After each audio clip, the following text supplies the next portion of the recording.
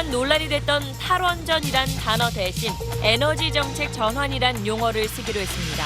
탈원전이란 말이 급격한 원전 폐기 정책으로 받아들여지면서 불필요한 논란을 일으킨다고 판단한 것으로 보입니다. 단독 보도합니다. 박근혜 전 대통령이 재판 시작 반년 만에 처음으로 법정에서 입을 열었습니다. 법치를 빙자한 정치 보복은 자신에게서 끝나야 한다며 사실상 재판 보이콧을 선언했고 변호인단도 총사퇴했습니다. 이명박 정부 시절 국정원이 보수단체를 앞세워 김대중 전 대통령의 노벨 평화상 수상을 취소해달라는 청원서를 보냈다고 국정원개혁위원회가 밝혔습니다. 살충제 달걀 파동 당시 정부가 위해성 평가를 거쳐 달걀을 매일 2개 반씩은 먹어도 괜찮다고 발표했습니다. 그런데 식약처의 발표는 국제 기준에 못 미치는 반쪽짜리 검사였던 것으로 확인됐습니다. 단독 취재했습니다. 북한 장사정포의 위협에 맞서 우리 군이 한국형 아이언돔 개발에 들어갔습니다. 동시다발적으로 떨어지는 장사정 포탄을 직접 요격하는 핵심 기술을 개발하고 있다고 군이 밝혔습니다. 강남 재건축 수주전에서 한 건설사가 현금 봉투를 조합원에게 뿌렸다는 폭로가 나왔습니다. 고급 청소기와 명품 가방까지 제공했다는 의혹이 제기돼 정부가 조사에 착수했습니다. 차 안에 놓아둔 현금 1억 2천만 원이 사라졌다는 신고가 들어와 경찰이 추적에 나섰습니다. 범인은 누군지, 이런 거액의 현금을 왜 차에 둔 건지 의문점을 취재했습니다. 한 새마을금고 이사장이 우수 고객들을 접대해야 한다면서 직원들에게 수차례 개고기를 요리하도록 시켰습니다. 여직원들에게 술을 따르게 했다는 주장도 나왔는데 참다 못한 직원들이 이사장을 경찰에 고소했습니다. 미국의 항공모함뿐 아니라 세계 최강의 전투기 F-22 래퍼까지 우리나라에 왔습니다. 틸러슨 미 국무장관이 외교적 해법을 다시 얘기했지만 맥메스터 보좌관은 군사행동 가능성을 여전히 열어놨습니다.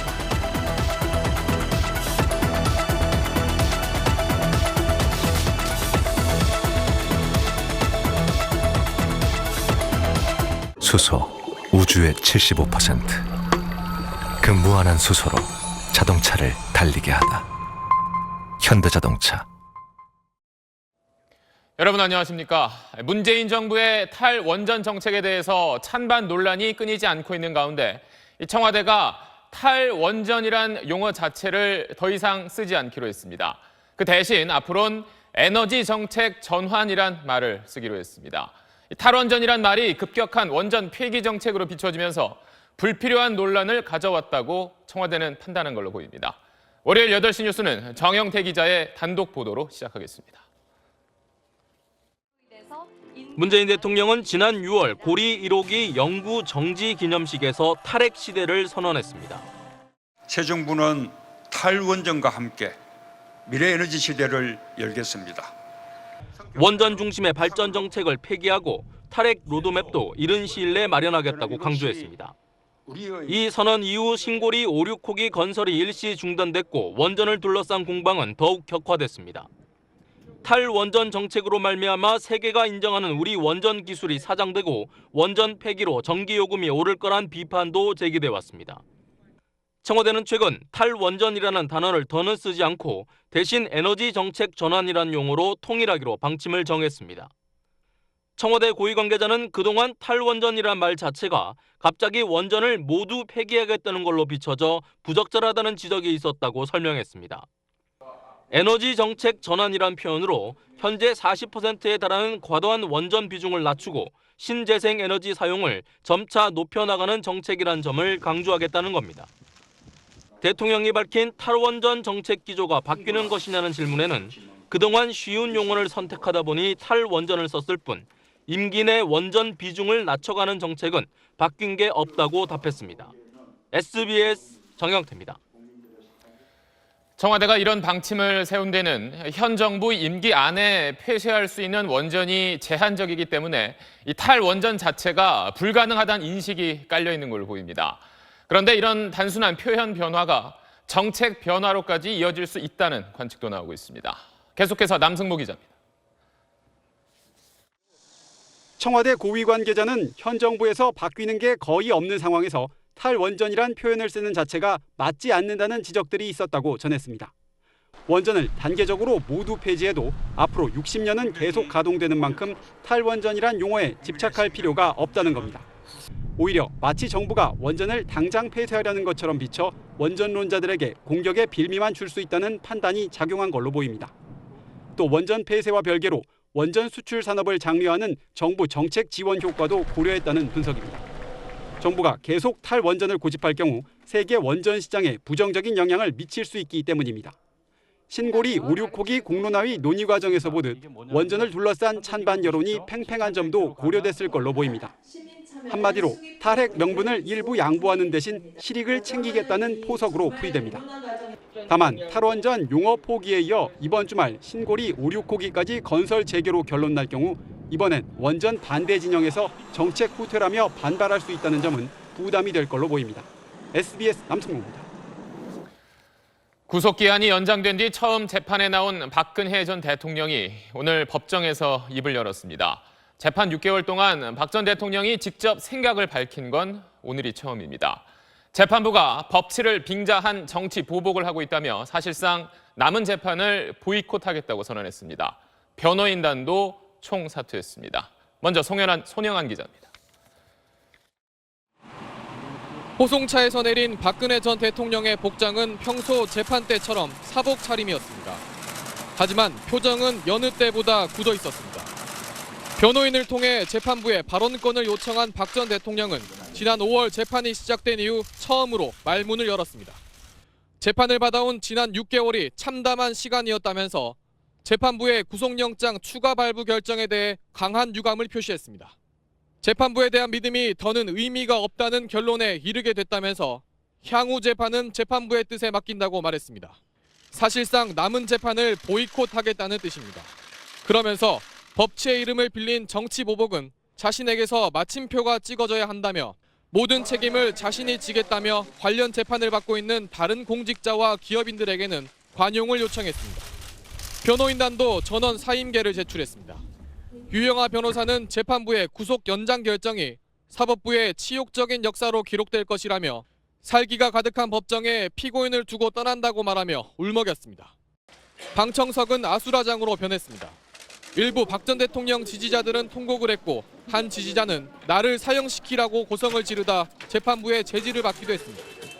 재판부는 변호인단의 결정에 거듭 재고를 요청하면서도 오는 19일 안종범 전 청와대 경제수석을 증인으로 불러 예정대로 재판을 진행하겠다고 밝혔습니다.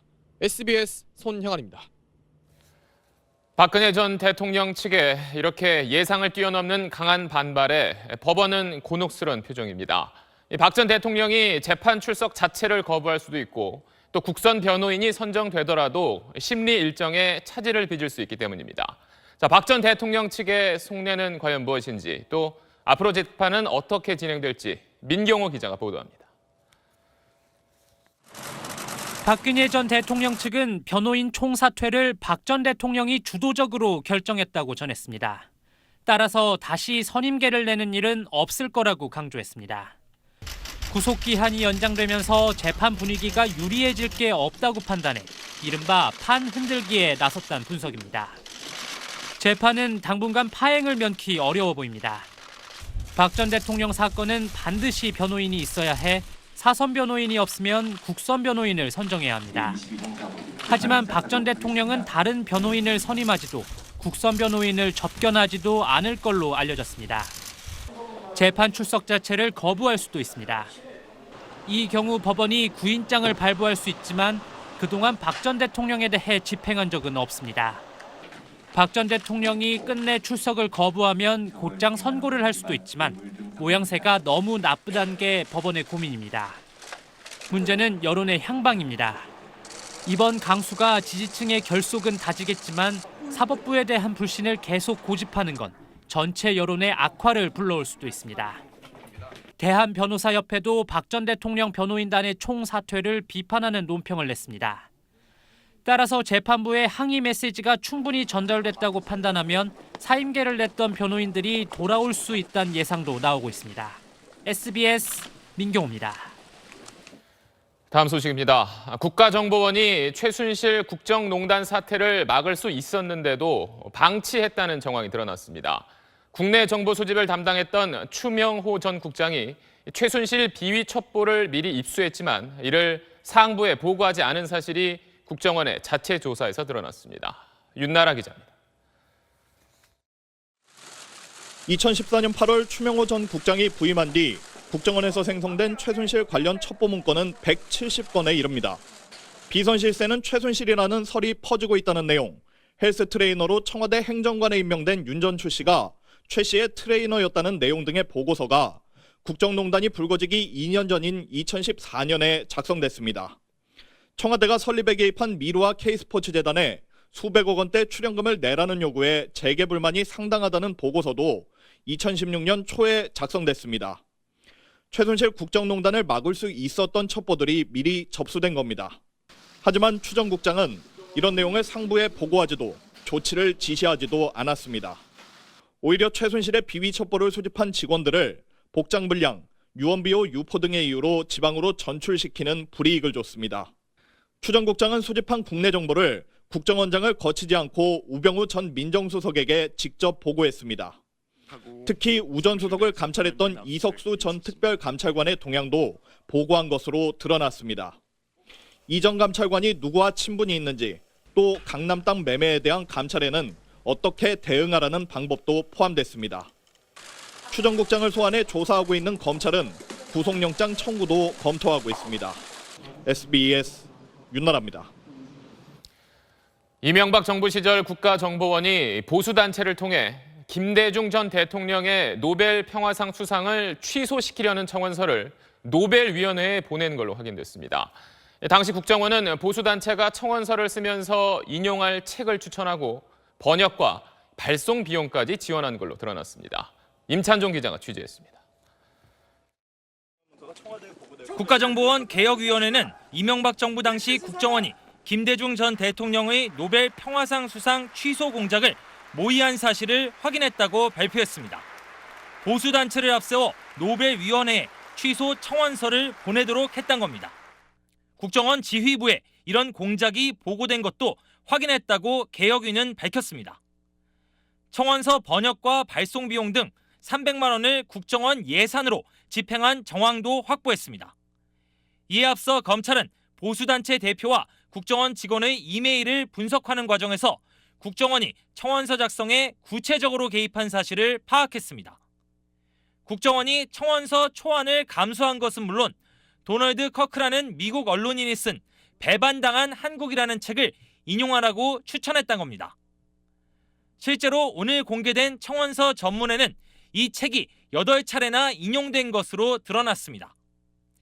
청원서를 작성한 보수단체 대표는 국정원이 알려준 노벨위원회 주소로 청원서를 발송했다고 검찰에 진술했습니다. 검찰은 국정원의 노벨상 취소 공작이 윗선인 청와대까지 보고됐는지 확인할 방침입니다. 박상기 법무부 장관은 오늘 국정감사에서 이명박 전 대통령 역시 국정원의 정치 개입 등에 개입한 혐의가 확인되면 수사 대상에서 제외되지 않을 것이라고 말했습니다. SBS 임찬종입니다. 김희수 헌법재판소장 대행을 포함한 헌법재판관 8명이 청와대와 국회에 헌재 소장을 조속히 임명해달라고 요청했습니다. 비정상적인 상황을 해결하려면 정상적인 9명 재판관 체제를 빨리 만들어야 한다고 밝혔습니다. 이 소식은 김혜민 기자가 전하겠습니다. 헌법재판관 전원인 8명이 오늘 오후 한자리에 모여 헌재소장 공석사퇴를 논의했습니다. 헌재는 소장과 재판관 공석사퇴의 장기화로 정상적인 업무 수행은 물론 헌법기관의 위상에 상당한 문제를 초래하고 있다고 우려를 표했습니다.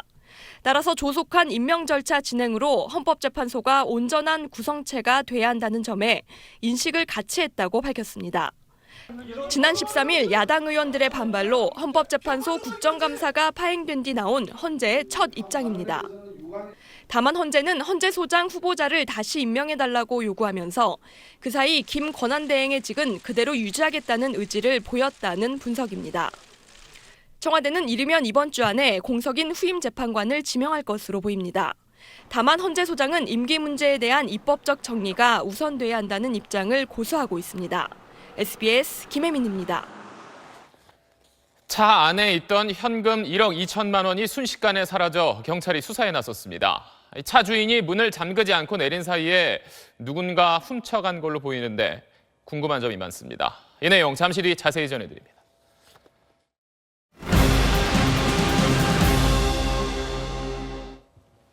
살충제 달걀 파동 직후 정부가 위해성 평가를 거쳐 매일 달걀 2개 반씩은 먹어도 괜찮다고 발표한 것 기억하시는지요? 그런데 식약처의 이 발표는 국제 기준에 못 미치는 반쪽 검사 결과였던 것으로 확인됐습니다. 강청환 기자의 단독 보도입니다. 정부는 지난 8월 살충제 달걀 위해성 평가 결과 가장 독성이 강한 피프로닐 성분도 안전한 수준이라고 발표했습니다. 평생 동안 매일 2.6개 먹어도 건강에 큰 문제는 없다는 것을 의미합니다. 그러나 식약처의 이 발표는 국제 기준에 비춰 반쪽짜리라는 지적이 학계를 중심으로 쏟아졌습니다. 국제 기준은 피프로닐 원물질에다 피프로닐이 닭의 몸에 들어가 생성되는 대사물질 피프로닐 설폰 값을 더해서 잔류량을 산출하는 방식입니다. 그런데 식약처는 피프로닐 설폰 값은 제외하고 피프로닐 원물질만 계산한 겁니다. 피프로닐 설폰이 반드시 포함이 되어야 되는데요. 분석하지 않았기 때문에 반쪽 조사에도 미치지 못한 것으로 보입니다. 논란이 커지자 식약처는 일본 방식을 따랐을 뿐이라고 해명했습니다. 하지만 일본은 유럽발 살충제 달걀 파동이 나자마자 검사 방식을 국제 기준에 맞춰 강화했습니다. 일본 예를 따랐다라고 얘기하는 건 명백한 거짓말인 거죠. 결과적으로 정부의 신뢰도를 스스로 떨어뜨렸다. 이런 비판에서 절대 자유로울 수 없다고 생각합니다. 식약처는 이번 달부터 국제 기준을 따르기로 했지만 위기를 모면하려고 꼼수를 부렸다는 비판은 피하기 어려워 보입니다. SBS 강청원입니다. 피프로닐 설폰은 살충제인 피프로닐이 달걀 몸 안에 들어갔을 때 대사 과정을 거쳐 만들어지는 물질입니다. 닭고기에 축적되고 달걀에서도 검출되는데 원래 물질인 피프로닐의 독성과 같거나 더 강하다고 알려졌습니다. 그런데도 식약처는 피프로닐 설폰은 검사 대상에서 아예 빼놓고 닭과 달걀이 비교적 안전하다고 발표한 겁니다. 이어서 장선희 기자의 보도입니다. 살충제에 흠뻑 젖은 닭들. 이렇게 뿌려진 살충제 피프로닐은 호흡기를 통해 닭의 체내에 흡수됩니다. 또 사료에 묻은 피프로닐도 닭의 위로 들어가게 됩니다. 흡수된 피프로닐은 대사 과정을 거치면서 피프로닐 설폰으로 바뀌어 닭의 체내에 축적되고 달걀에도 들어가게 됩니다. 독일 연방위해평가원의 조사를 보면 피프로닐 설폰은 피프로닐만큼 독성이 강하다고 적혀 있습니다. 특히 달걀에서는 주로 피프로닐 설폰 형태로 존재한다고 밝히고 있습니다. 심지어 피프로닐이 검출되지 않은 달걀에서 피프로닐 설폰이 검출되기도 했습니다. 그런데도 우리 식약처는 달걀에 남은 피프로닐 양만 조사했지 피프로닐 설폰 양은 조사하지 않았던 겁니다. 원물질과 대사물질을 다 분석을 해서 더했어야 되는데 식약처 공정시험법에 부족한 부분이 있어서 원물질만 특정을 한 게 문제가 되는 거죠. 그런데도 식약처는 지난 8월 피프로닐은 전체 농가 가운데 8곳에서만 검출됐다면서 비교적 안전하다고 강조했습니다. 피프로닐 자체가 사용 불가로 되어 있기 때문에 그것만 해도 충분하게 안전관리 된다고 판단했던 거죠, 저희가. 식약처가 국민 건강과 관련된 중대한 사안을 왜 그렇게 구렁이 담 넘어가듯 처리하려 했는지 분명히 밝혀야 합니다. SBS 장선입니다. 미 항공모함뿐만 아니라 세계 최강 전투기라는 F-22 랩터가 우리나라에 왔습니다. 틸러슨 미 국무장관이 외교적 해법을 얘기하고 있지만 군사 옵션도 여전히 열려 있습니다. 김웅수 기자입니다. 미 항공모함 로널드 레이건호와 우리 해군이 닷새 일정으로 연합 해상훈련에 돌입했습니다. 항공기 70여 대와 핵추진 잠수함 등 미 항모 전단과 이지스함과 잠수함 등 우리 해군 전력이 참가하는 대규모 해상훈련입니다. 이번 훈련은 동해와 서해에서 동시에 실시되지만 NLL 북방 한계선 이남 해역에서만 실시된다고 국방부는 밝혔습니다. B1B의 NLL 이북 지역 비행처럼 북한 턱 밑에서 무력 시위를 하지는 않는다는 뜻입니다. 하지만 해상훈련에 때맞춰 세계 최강의 스텔스 전투기 F-22 랩터와 F-35A 편대가 한국으로 날아왔습니다. 방산 전시회 참석 목적이지만 언제든 미 본토에서 전개될 수 있음을 과시한 겁니다. We're here just fully supporting the Ironclad Alliance and just showing our support, bringing the F-22 Raptor, showing the capabilities of the aircraft. 강력한 무력 시위 속에 틸러슨 장관은 외교적 해법을 다시 한번 언급했습니다. And we will, as I've told others, those diplomatic efforts will continue until the first bomb drops. 반면 맥메스터 국가안보회의 보좌관은 트럼프 대통령이 북핵 위협을 막기 위해서라면 무엇이든 할 것이라며 군사행동 가능성을 여전히 열어놨습니다. SBS 김웅수입니다. 문재인 대통령이 미국의 대표적 대북 협상파인 로버트 갈루치 전 미국 북핵 특사를 만났습니다. 조건 없는 대화를 강조하는 갈루치 전 특사와의 만남을 통해 우리 정부의 평화적 해결 기조를 강조한 걸로 읽힙니다. 문준모 기자가 보도합니다. 문재인 대통령과 로버트 갈루치 전 특사의 면담은 청와대에서 1시간 정도 진행됐습니다. 청와대는 완전 비공개 일정이었다며 북핵 해법에 대한 조언을 듣는 자리였다고만 설명했습니다. 갈루치는 지난 1993년 1차 북핵 위기 당시 북핵 특사를 맡아 제네바 합의를 끌어낸 주역으로 최근에도 북미 비공식 접촉에 참여했습니다. 갈루치 전 특사는 문 대통령 접견 후 가진 대학 강연에서 접견 내용 일부를 공개했습니다. 갈루치는 현 상황을 언제든 군사적 충돌이 일어날 수 있는 2차 북핵 위기로 규정했습니다. 따라서 조건 없는 북미 대화를 강조하면서 문 대통령에게 북한과의 폭넓은 대화 준비를 제안했다고 밝혔습니다. My own view here is that the negotiations ought to begin by a no preconditions rule. 북한과의 협상은 시간 낭비라는 트럼프 대통령의 최근 발언과 정면 배치됩니다.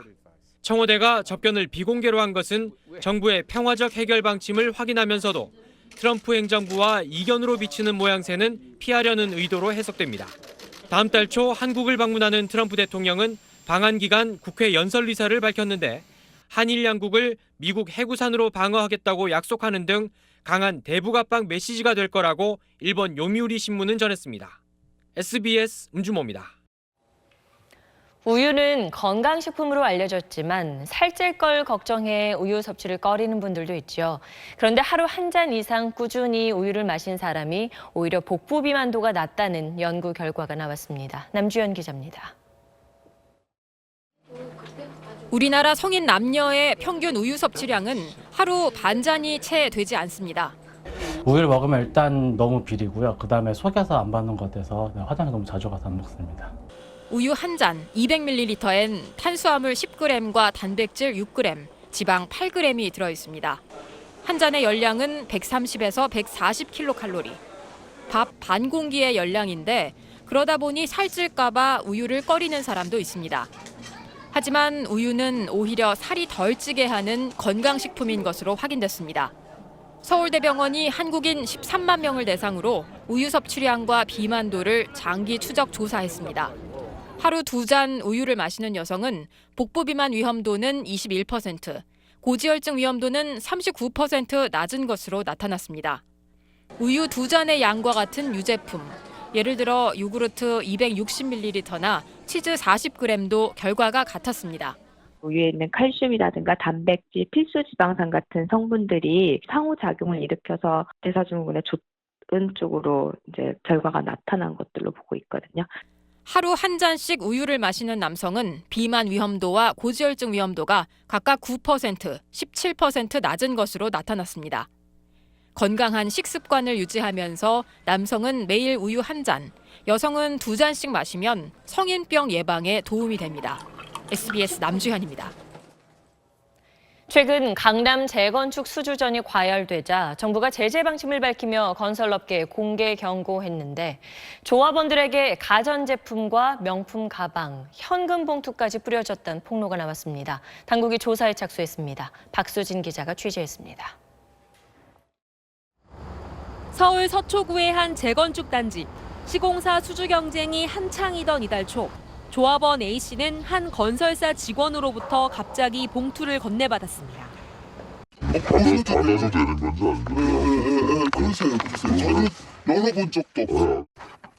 신사임당이네. 둘, 셋. 봤어. 55만 원인 거죠. 50만 원이네. 당황한 A씨가 가져가라며 거부하자 직원은 받아달라고 애원합니다. 아니 그러니까 받았다고 하지 마세요.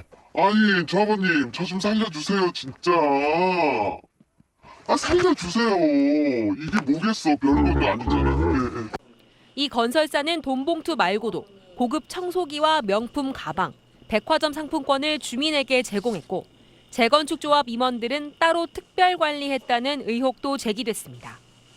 수주 경쟁을 벌였던 상대 건설사가 주민 제보를 받았다며 폭로한 건데 해당 건설사는 사실 무근이라며 부인했습니다.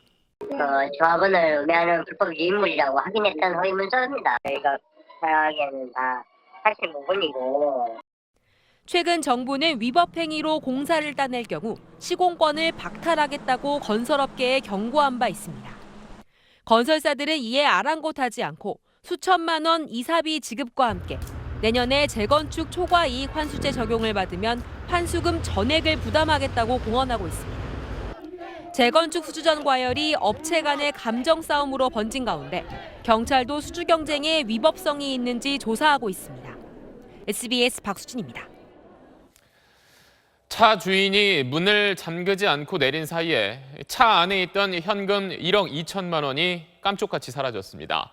CCTV에 찍힌 용의자를 경찰이 쫓고 있는데 범행 장면을 보면 의문점이 많습니다. 안상우 기자가 취재했습니다.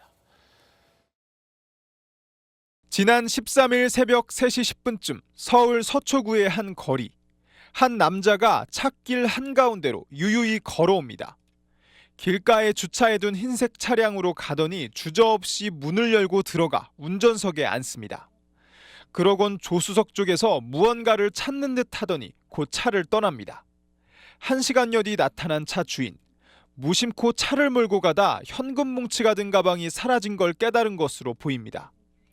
차 주인 A씨는 5만 원권 2,400장, 총 1억 2천만 원을 차에 두고 내렸다가 도난당했다며 경찰에 신고했습니다. 실수로 문을 잠그지 않았다고 말했습니다. 그러니까 경찰한테 이게 들은 게 문이 열렸는데 우연치 않게 거기 뭐 1억이 넘는 돈이 있었다고 이렇게 제가 얘기를 들었거든요. 잘 이해가 안 가긴 안 가죠. 경찰은 CCTV에 찍힌 용의자가 차 안에 현금이 있는 걸 아는 것처럼 태연히 범행한 점에 주목하고 있습니다. 차량 전문 절도범이거나 A씨를 잘 아는 사람일 것으로 추정하고 있습니다. A씨는 새로 얻을 가게에 보증금으로 낼 돈을 현금으로 인출해 가지고 있었다고 말했습니다. 실수로 이렇게 나오지만은 또 그 가방 안에 뭐 돈이 뭐 누가 보이는 것도 아니고 가방만 갖고 왔기 때문에 그런 부분도 저희들이 확인 중에 있습니다. 경찰은 용의자를 찾는 한편 피해자가 도난당했다는 돈의 출처와 용도에 대해서도 조사할 방침입니다. SBS 안상우입니다.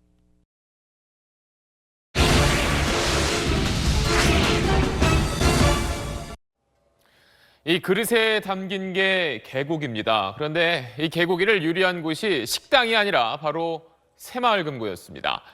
새마을금고 이사장이 우수 고객들을 접대해야 한다면서 직원들에게 요리하라고 지시한 겁니다. 올해 여름에 3차례나 같은 일이 벌어졌습니다. 참다 못한 직원들이 이사장을 경찰에 고소했습니다. 기동 취재 조기호 기자입니다. 지난 6월 18일 인천의 한 새마을금고 2층 회의실입니다. 일요일인데도 본점과 지점 4곳의 직원 20여 명이 출근해 음식을 나르고 상을 차리고 있습니다. 이사장이 새마을금고 VIP 회원과 대의원을 접대해야 한다며 직원들을 동원한 겁니다. 메뉴는 개고기였습니다. 이사장이 직접 구입했고요. 이제 머리부터 꼬리까지 다 있는 그런 게를 사가지고 삶을 때는 1층 ATM기 있는 쪽에서 삶아 1층에서 2층으로 날아가면서 이제 저희가 다 준비를 해드렸다는 거죠. 개고기를 먹지도 않는 대다수 직원들은 준비 과정에서 충격을 받았습니다. 너무 충격적인 게 그 머리 형태가 그대로 이렇게 이빨까지 보이게 그게 너무 혐오스러웠고. 직원들은 올여름 3차례 이런 식으로 개고기를 요리해 행사를 치렀다고 말합니다. 이게 3번을 했었는데 마감하고 나서 직원들 다 본점으로 모여서 2층에서 이제 준비를 했어요. 손님들 사이사이에는 여직원들을 앉게 하기도 했다는 주장도 나왔습니다. 테이블마다 여직원들 몇 명씩 배치를 해요. 그래서 옆에 있는 남자 손님이라던가 이제 회원분들에게 술을 따르라고 하시는 거죠. 해명을 요구하자 이사장은 취재진을 피했습니다. 아니 직원들한테 보신탕을 끓이라고 하시고 이게 이사장님으로서 하실 일인가 싶어가지고요. 잠깐 얘기 좀 하세요. 이사장님. 그럼 여직원들은 왜 그 술자리에 앉히신 거예요? 그런 일 없으니까. 계속 피하실 겁니까? 예. 관리 감독권이 있는 새마을금고 중앙회는 비용 절감을 위해 한 일로 보인다며 감사를 하고 있다고 밝혔습니다. 금고 자체적으로 비용을 아끼기 위해서 한 부분이라서 이게 사실 법규에 위배되는 사항은 아니죠. 직원 17명은 지난달 이사장을 집단 고소해 경찰이 강요죄 등의 혐의로 조사하고 있습니다. SBS 조교입니다. 대전에서 현직 경찰관이 독극물을 마시고 쓰러진 채 발견됐습니다. 이 경찰관은 사건 처리 과정에서 알게 된 데이트 폭력 피해 여성을 성폭행하려 한 혐의로 입건돼 현재 대기 발령 상태였습니다. TJB 최은호 기자입니다. 그제 오후 2시쯤 대전 중구의 한 도서관에 주차된 차량 안에서 대전 동부경찰서 소속 김모경이가 쓰러진 채 발견됐습니다. 살충제를 마신 뒤 의식을 잃은 건데 자살을 암시하는 문자를 받은 여동생의 신고가 있었습니다. 현재 김경희는 대학병원 중환자실로 옮겨져 위세척을 받는 등 치료 중이지만 위독한 상태입니다. 파출소 순찰팀장인 김경희는 사건 처리 과정에서 알게 된 데이트 폭력 피해 여성을 성폭행하려 했다는 혐의로 대기 발령된 상태였습니다. 지난 10일 저녁 함께 술을 마신 뒤 이 여성의 집으로 향했던 김경희는 성폭행을 시도했다는 신고를 당했습니다. 이 여성은 김경희가 성관계를 제안해 거절했더니 강제적인 신체 접촉을 했다고 진술한 것으로 알려졌습니다. 건강 문제를 이유로 정식 조사를 2차례 미뤘던 김경희는 주변에 억울하다는 입장을 밝혔던 것으로 알려졌습니다. 본인이 전화로 해서 자기는 억울하다. 자기가 엮인 것 같다. 그래서 와서 한번 내가 진실을 밝히겠다라고 얘기를 해서 우리는 참 잘했다 싶었는데 못 왔죠. 대전경찰은 김경희가 건강을 회복하는 대로 피의자 조사를 할 방침입니다. TJB 최은호입니다. 교통사고로 전신마비가 된 상해보험 가입자가 보험금을 타기 위해서 회사에 전화를 했더니 환자 본인이 직접 와야 돈을 주겠다고 보험사가 말했습니다. 대체 규정이 어떻길래 이런 일이 있을 수 있는 건지 손승욱 기자가 취재했습니다. 70살 백모 씨는 지난해 12월 교통사고로 척추를 크게 다쳐 목 아래를 움직일 수 없는 전신마비가 됐습니다. 전신마비라서요. 혼자서는 전혀 움직일 수 없습니다. 간병비와 치료비로 들어가는 돈이 한 달에 300여만 원. 백 씨 가족은 예전에 가입해뒀던 상해보험금을 타기 위해 삼성생명 지점에 전화를 걸었다가 보험사 직원으로부터 황당한 소리를 들었습니다. 보험금을 타려면 전신마비 환자라도 본인이 직접 와야 한다는 겁니다. 보험료를 따르려면 119나 구급차를 불러가지고 자기 사무실에 와서 사인을 하고 해야 돈을 준다고 그래요. 지점장에게까지 사정을 하소연했지만 막무가내였습니다. 본인이 생존해 계시고 그렇기 때문에 본인이 직접 내방을 하셔야 되는 부분이시거든요. 금감원 권고에 따르면 환자 상황이 여의치 않을 경우 보험사가 직접 찾아가서 확인한 뒤 대리인에게 보험금을 지급하도록 하고 있지만 강제성은 없습니다. 보험가입 유치할 때만 태블 PC를 들고 가 보험을 유치하고 청구할 때는 본인이 직접 찾아오지 않으면 지급하지 않은 관행은 아주 잘못된 관행이라고 생각합니다. 삼성생명은 뒤늦게 일부 창구에서 생긴 일이라며 사과하고 직원 교육을 강화하겠다고 밝혔습니다. SBS 손승욱입니다. 지난 2013년 재형 저축 상품이 18년 만에 잠시 부활했었습니다. 서민들 재산 늘리는 데 도움 주기 위해서 최고 4%대 금리에다가 비과세 혜택까지 주면서 딱 2년여 동안만 가입을 받았습니다.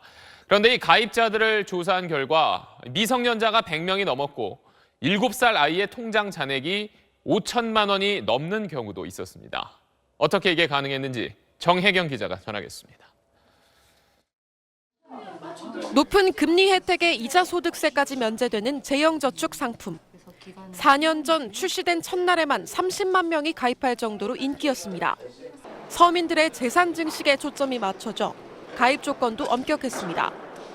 연봉 5천만 원 이하의 근로자나 연소득 3,500만 원 이하의 자영업자의 경우에만 가입을 할 수 있도록 조건을 제한했습니다. 5천만 원이 조금 넘어가지고 가입이 안 된다 그래서 저희 수준에서는 가입할 수 있는 상품 중에 제일 좋은 상품이었거든요. 그런데 가입자 가운데 미성년자도 103명이나 되는 것으로 나타났습니다. 실제 근로자로 보기 어려운 12세 이하 가입자도 22명이나 됐습니다. 이들 미성년자 계좌 한 개당 평균 잔액은 전체 평균의 4배로 만 3살에 가입해 7살이 된 한 가입자는 현재 잔액이 5천만 원이 넘었습니다. 가입 당시 연령 제한이 없었기 때문인데 부모들이 자녀를 위한 재산 증여 수단으로 사용했을 가능성이 크다는 지적입니다. 정책 목표를 달성하기 위해서는 지속적인 유지 관리가 필요하고 서민 재산 늘려준다고 출시한 재형저축이 취지와 달리 악용됐을 가능성이 제기된 만큼 이를 추적 조사에 과세하는 등의 추가 조치가 필요해 보입니다. SBS 정혜경입니다. 박근혜 정부 당시 청와대도 지난해 4.13 총선에 개입한 정황이 검찰 수사 과정에 포착됐습니다. 관제 시위 수준을 넘어서서 보수단체에 자금을 주며 낙선운동을 지원하고 활동을 보고받은 혐의입니다. 박현석 기자의 단독 보도입니다. 4.13 총선을 보름가량 앞둔 지난해 3월 말 월드피스 자유연합 등의 보수 성향 단체들은 낙선운동 대상 후보자 28명의 명단을 발표하는 기자회견을 가집니다. 전원이 더불어민주당 등 당시 야당 후보자였습니다. 검찰은 최근 보수단체 특혜 지원, 이른바 화이트리스트 의혹 수사 과정에서 이 낙선운동에 박근혜 정부 청와대가 개입한 정황을 확인했습니다.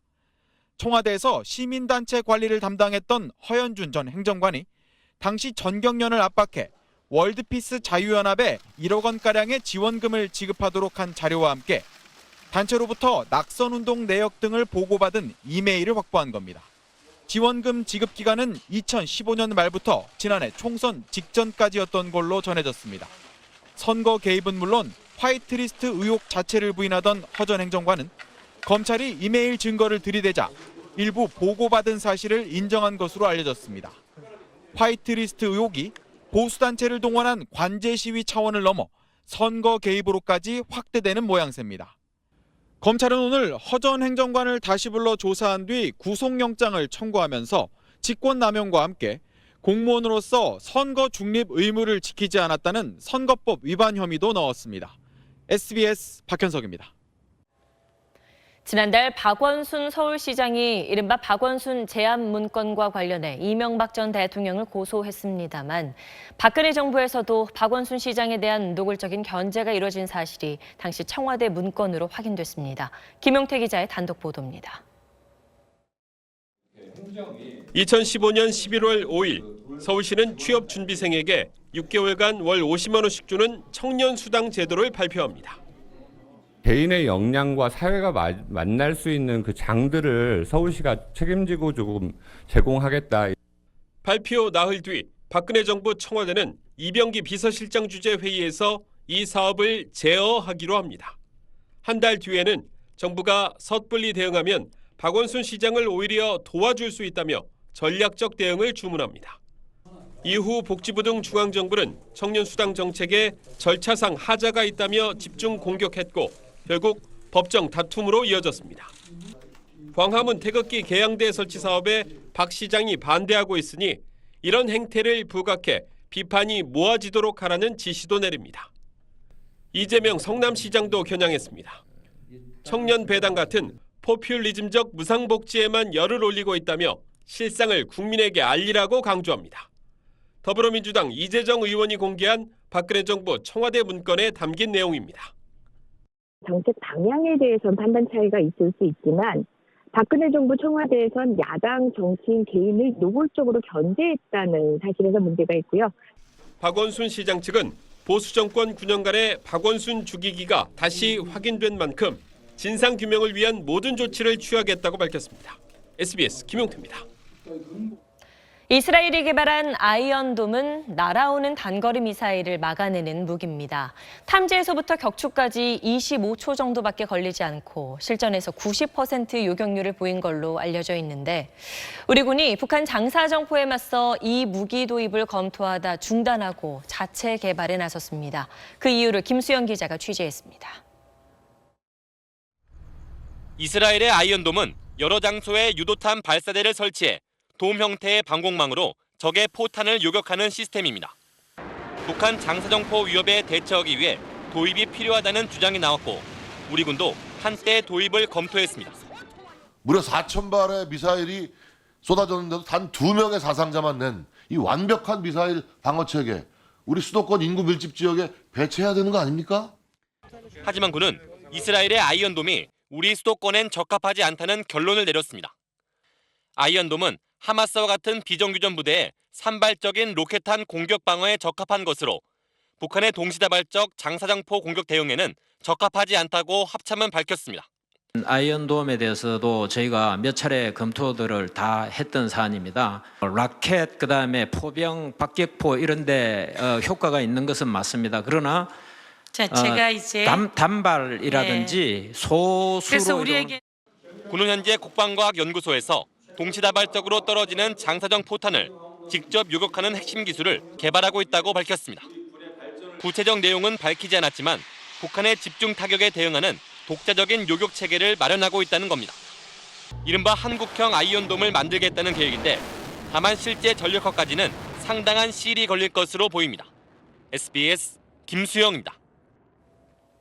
금융당국 고위직에 있다가 은행처럼 자신들의 감독을 받던 금융사로 가려면 정부 심사를 거쳐야 합니다.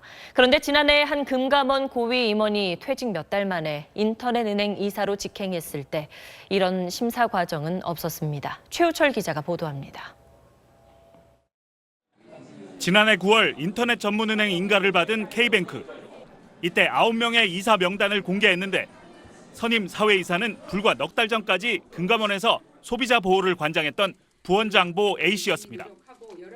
현행법상 금융위나 금감원의 4급 이상 퇴직자는 3년 동안 업무와 관련된 기업 또는 로펌에 재취업할 수 없습니다. 재취업을 하려면 스스로 정부 공직자윤리위에 신고하고 자신이 하던 업무와 밀접한 연관성이 없는 경우에만 가능한데 A씨는 이런 신고 절차 없이 은행 이사로 자리를 옮긴 겁니다. 신설법인은 예외로 아마 적용하는 그 규정이 있을 거예요. 경력이 전혀 없다 그러면 거기를 왜 갔겠어요. 이런 편법 재취업이 가능했던 건 금감원 직원의 재취업을 제한하고 있는 금융업체 명단에 아직 출범 전이었던 인터넷은행이 빠져 있었기 때문입니다. 금감원도 당시 인터넷은행이 취업 제한 업체가 아니었던 만큼 문제가 없다는 입장입니다. 법 해석에 있어서 엄밀하게 해야 됩니다. 공직자 윤리법 정신을 확연하게 훼손시킨 것입니다. 이처럼 유독 금융당국 간부들의 퇴임 직후 재취업이 쉬운 데는 이들의 후배인 현직 간부들이 업계에 은근히 자신들의 선배를 채용하라고 종용하는 관행도 원인으로 작용합니다. 감독이고 있던 사람들이 공채 통해서 들어오지 않잖아요. 누구 좀 이렇게 재취업할 수 있게끔 좀 해달라고 하면 그걸 거부할 수 없죠. 금융당국 고위퇴직자의 80%는 정부의 재취업 심사를 무난히 통과하고 이 가운데 67%가 한 달 안에 금융업계로 자리를 옮기는 것으로 나타났습니다. SBS 최우찬입니다. 경남 합천 해인사에 있는 불상 3개를 엑스레이로 투시해봤더니 그 안에 불경과 귀중한 불교 문화재가 들어있는 게 확인됐습니다. 불교계는 이 불상과 불경을 국가문화재로 지정해달라고 신청할 계획입니다. 권혜리 기자입니다. 불교 경전 내용을 담은 작은 그림들과 함께 성불하기 위해 외워야 하는 주문이 가득 적혀 있습니다. 손바닥만한 크기로 접어 갖고 다닐 수 있는 성불 수구 대다란입니다. 고려 우왕이 왕위에 오른 해인 1375년에 제작됐다고 뚜렷하게 연대가 적힌 이 책은 해인사의 한 불상 안에서 나왔습니다. 원당함 삼존불의 금칠을 다시 하기 위해 준비하는 과정에서 엑스레이 투시를 해봤더니 아미타불 좌상에서 이 책과 함께 화엄경 28책과 사리가 발견된 겁니다. 엑스레이 촬영을 해서 전체적인 모습을 보게 되고 꺼낼 것인가 안 꺼낼 것인가를 결정하거든요. 이번에도 그런 경우인데요. 아미타 불상은 한 84cm 정도니까 충분히 이제 손으로 빼낼 수 있는. 다른 불상 속 유물도 확인됐습니다. 지장보살 입상 안에는 금속 장식이 달린 족자형 경전이, 관음보살 입상엔 병풍처럼 접었다 펼 수 있는 책자가 들어있는 게 확인됐습니다.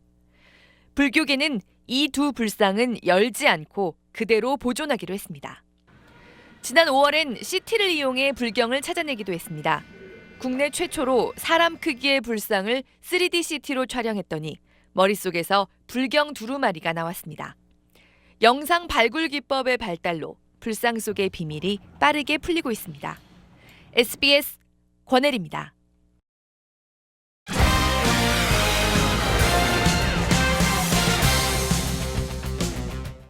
스포츠 뉴스입니다. 두산과 NC의 프로야구 플레이오프가 내일 시작됩니다. 선수 시절 한 팀에서 선후배로 함께 뛰었던 두산 김태형, NC의 김경문 감독이 3년 연속 가을 잔치에서 숙명의 대결을 펼칩니다. 유병민 기자입니다. 김경문, 김태형 감독은 OB에서 포수 마스크를 썼던 절친한 선후배 사이입니다. 최근 2년 연속 가을 야구에서 만났는데 8년 후배 김태형 감독이 모두 이겼습니다. 지난해 한국 시리즈에서는 4전 전승으로 우승한 뒤 선배를 생각하며 눈물을 보이기도 했습니다. 감독님 옆에서 친형같이 많이 보고 많이 배웠는데 항상 1등만 존재하는 거기 때문에 좀 많이 그렇습니다. 예. 운명처럼 3년 연속 대결하게 된 두 사령탑은 5차전까지 가는 혈투를 예상했습니다. 첫 번째 목표가 사실 한국 시리즈 진출하는 거기 때문에 짧은 기간이지만은 준비 잘 했습니다. 2위를 많이 해본 사람의 그 가슴앓이는 남들은 잘 모를 거고요. 김태형 감독한테 또 배울 건 또 배우고 또 멋지게 한번 시합을 해보고 싶습니다. 두산은 에이스 니퍼트를, NC는 토종신의 장현식을 1차전 선발로 예고했습니다. NC는 준 플레이오프 명단 그대로 플레이오프에 나서고 두산은 부상으로 재활 중이던 주전 유격수 김재호가 빠른 회복세를 보여 엔트리에 이름을 올렸습니다. SBS 유병민입니다.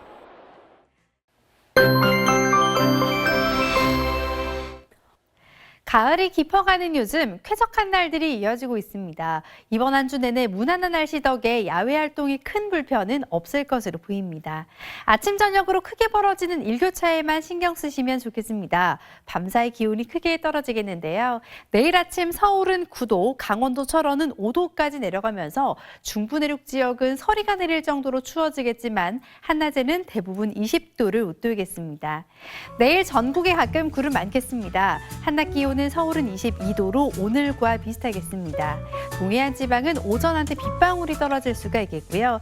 제주와 해안을 중심으로는 바람이 다소 강하게 불겠습니다. 모레는 동해안 지방 동풍의 영향으로 비가 내리겠습니다. 이번 한 주는 대체로 맑은 날들이 많겠습니다. 날씨였습니다. 네, 앞서 전해드렸던 새마을금고의 직원들은 자신들이 금융기관의 직원인지 아니면 이사장 개인 직원인지 자괴감까지 들었다고 저희 취재진에게 털어놨습니다. 새마을금고의 회사 슬로건이 당신의 좋은 날인데 몇몇 이사장들의 좋은 날만 계속되고 있는 건 아닌지 내부 관리 감독 강화가 절실해 보입니다. 오늘 뉴스 마치겠습니다. 고맙습니다.